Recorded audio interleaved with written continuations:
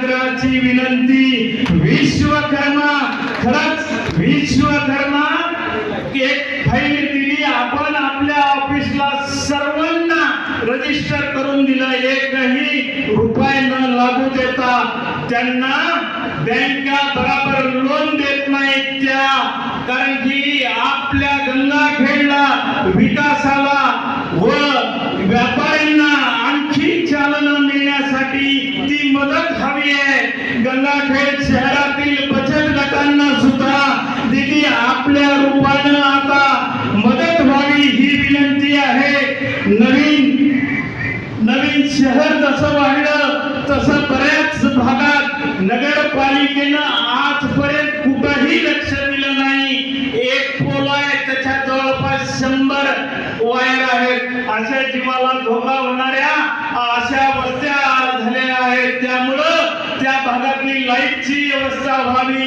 आमच्या गंगाखेड शहराला पाणी गंगेला मुबलक असून डॅम भरून आहे, पण गंगाखेडला 12, 13, 14, 20 दत्त मंदिरला तर 3 महिने पाणी नव्हतं. त्यांनी शेवटी थकल्यानंतर मला बोलवलं. मी त्या मंदिरात, महाराज होते आपले इसादचे.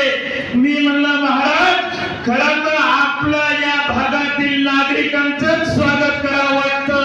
एवढी सहनशीलता माझ्या त्या भागातील जनता टँकर घेऊ शकत नाही.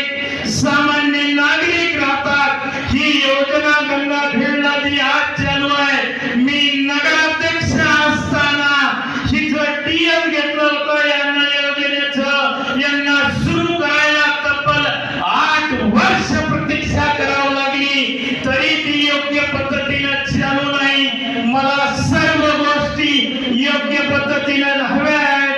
गंगाखेड शहराला AHP म्हणून, हाऊसिंग सोसायटी म्हणून गंगाखेड नगरपालिकेला योजना शासनाची हवा आहे की जेणेकरून गंगाखेड नगरपालिकेनं 880 घरकुल, ज्यांना स्वतःची जागा नाही असे घरकुल प्रतीक्षेत आहेत.